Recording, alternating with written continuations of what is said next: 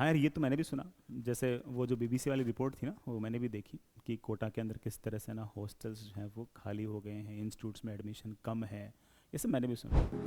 कोटा, वो शहर जहां हर साल लाखों छात्र अपने और अपने परिवार के सपनों को पूरा करने के लिए आते हैं। कंधे पे 50% फर्क है। 80 किलो दूध निकालता था, आज 40 किलो दूध नहीं निकल रहा है।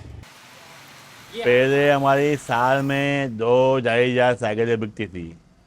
अब 300-400 बिक जाए वही गनीमत है। बट मुझे ऐसा लगता है कि ना इसमें बहुत सारे फैक्टर्स हैं, है ना। इसमें हम ऐसे पिन पॉइंट नहीं कर सकते कि सिर्फ और सिर्फ यही कारण रहा होगा। अच्छा, इसमें से ना तुम में से कई बच्चों को ऐसे भी लगता है कि भाई कोटा में बच्चा अगर मान लो कि कम पढ़ रहा है, इसका मतलब कॉम्पिटिशन काफ़ी कम हो गया होगा। ऐसा नहीं है। सिर्फ और सिर्फ कोटा में ही पढ़ाई थोड़ी होती है, कोटा शहर में ही पढ़ाई थोड़ी होती है। जेई और नीट की प्रिपरेशन तो हर जगह ही हो रही है। और सही बात कहें तो कोटा के जो बच्चे कम आए हैं, हॉस्टल्स जो खाली हुए हैं, इंस्टीट्यूट्स में जो एडमिशन कम है, उसके पीछे मेन कारण मुझे जो लगता है वो ये है कि ये सारे के सारे इंस्टीट्यूट जो हैं वो बच्चे के पास ही पहुंच गए। बच्चे को कोटा बुला नहीं रहे, वो बच्चे के पास ही पहुंच गए। वो अलग अलग शहरों में खूब सारे सेंटर्स खोल लिए और वो अपनी तरफ से मेरे ख्याल से कोशिश भी कर रहे होंगे कि वो अपनी तरफ से क्वालिटी एजुकेशन दे पाए। तो पहला कारण तो मुझे ऑफ कोर्स ये लगता है।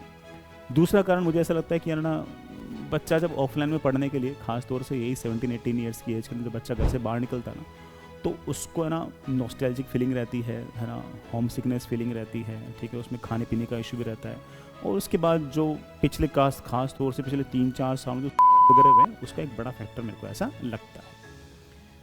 तीसरा मुझे ऐसा भी लगता है कि ना, जैसे मैंने एक चीज़ नोटिस की, मतलब मेरे बच्चों से बात भी हुई इस बारे में।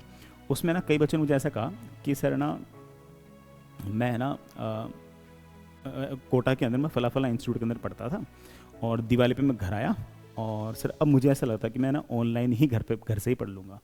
तो मतलब दिवाली के बाद बच्चा वापस से कोटा नहीं जाने वाला भी संख्या में खूब सारा है।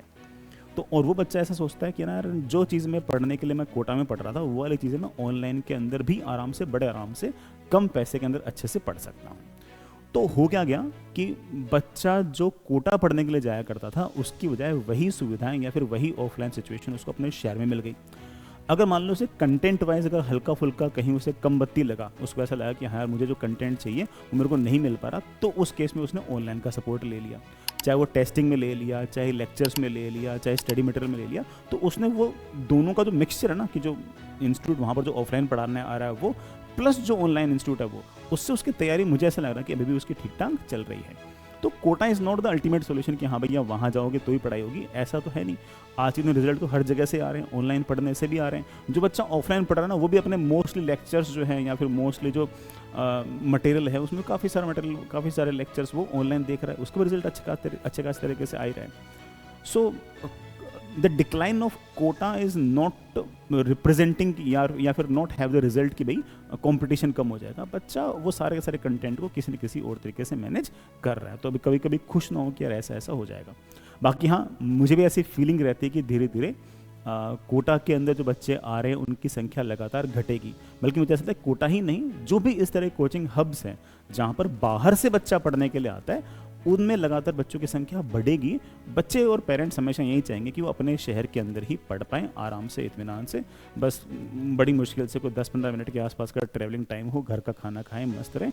और अगर मान लो कि उन्हें लेट से टीचर्स या फिर एकेडमिक्स में अगर मान लो कि उनको एग्जैक्टली उतनी सर्विसेज नहीं मिल रही, तो वो साइड में कॉम्प्लीमेंट्री कोई ना कोई ऑनलाइन जुगाड़ ढूंढ लेंगे जहाँ से वो लगातार पढ़ते रहेंगे। And I think that this will be the way to go. ये मेरी फीलिंग है। बाकी ठीक है, let's see how things go.